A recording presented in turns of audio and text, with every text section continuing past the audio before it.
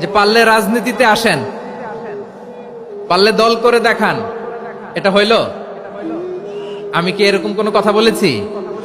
না। আমি একজন মুফাসসিরে কোরআন, আমি একজন আলেম, এর বাইরেও আমার সবচেয়ে বড় পরিচয় আম আ সিটিজেন অফ বাংলাদেশ। আমি বাংলাদেশের একজন সাধারণ নাগরিক। আমার দেশের যে কোনো সমস্যা, যে কোনো ইনকনসিস্টেন্সি, অসঙ্গতি নিয়ে মত প্রকাশের স্বাধীনতা আমার আছে না নাই?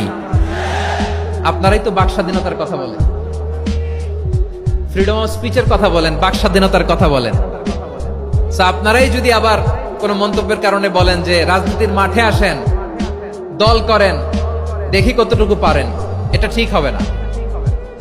তাই প্রিয় ভাইয়ের, আসুন আমরা দল মত নির্বিশেষে কাঁধে কাঁধ মিলিয়ে সোনার বাংলাদেশ গড়ি, দুর্নীতি মুক্ত বাংলাদেশ গড়ি, যে বাংলাদেশের জন্য রক্ত দিয়েছে আবু সাইদ,